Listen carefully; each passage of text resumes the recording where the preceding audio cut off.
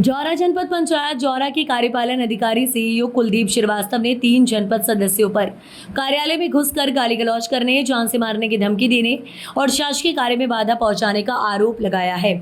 दरअसल मामले में जौरा थाना पुलिस ने विभिन्न धाराओं में प्रकरण दर्ज कर जांच शुरू कर दी है। जानकारी के अनुसार मंगलवार दोपहर करीब 3 बजे कुलदीप श्रीवास्तव मुरैना कलेक्टर की जनसुनवाई से लौटकर अपने कार्यालय पहुंचे थे। आरोपी की कुछ देर बाद जनपद सदस्य मुबीन खान, सोनू निगम और ओम प्रकाश शुक्रवार कार्यालय में पहुंचे और उनके साथ अभद्र व्यवहार करते हुए गाली गलौज तथा जान से मारने की धमकी दी। शिकायत के अनुसार आरोपियों ने कार्यालय के बाहर लगे सीसीटीवी कैमरे का स्विच भी बंद कर दिया ताकि घटना रिकॉर्ड न हो सके। घटना के समय कार्यालय में करीब 1 दर्जन कर्मचारी मौजूद थे। कुलदीप श्रीवास्तव ने जौरा थाने पहुंचकर लिखित शिकायत दर्ज कराई, जिसके आधार पर पुलिस ने शासकीय कार्य में बाधा, धमकी और अन्य संबंधित धाराओं में मामला दर्ज किया है।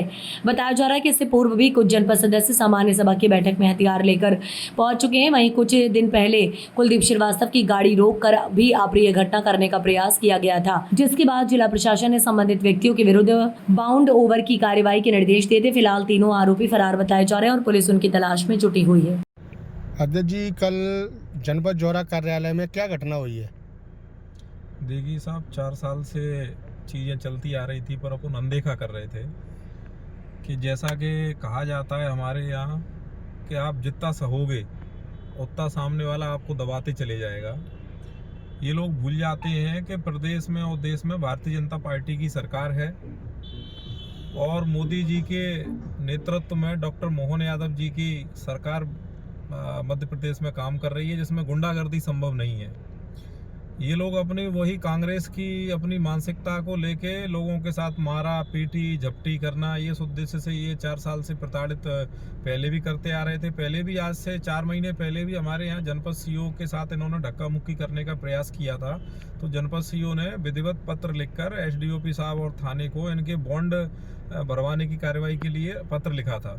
चूँकि प्रशासन उसमें ढील मान डाल गया और ये सोचा कि ये राजनीतिक मुद्दा है, तो उसको आज ये घटना हो गई कि वो लोग हावी होकर जनपद सीईओ, जो कि मुख्य कार्यपालन अधिकारी होता है जनपद पंचायत का, एक पीएससी क्वालिफाई अधिकारी होता है, उसके चैम्बर में घुस के उसके साथ माँ बहन की अभद्र गालियाँ, उसके साथ छीना झपटी, उसके सीसीटीवी कैमरे का प्लग हटा दिया पूरे स्टाफ के सामने। 30-35 आदमी का जनपद में स्टाफ था, सबके सामने उससे बदतमीजी की, उसके मान सम्मान प्रतिष्ठा को ठेस पहुँचाई। और ऐसे में सिर्फ आदमी की प्रतिष्ठा नहीं जाती, वो अंदर से भी कमज़ोर हो जाता है कि एक पढ़े लिखे होने के बाद भी ये जो लोग जिनकी कोई अहमियत नहीं है, जो लोग आके इस तरह का उसके साथ व्यवहार कर रहे हैं।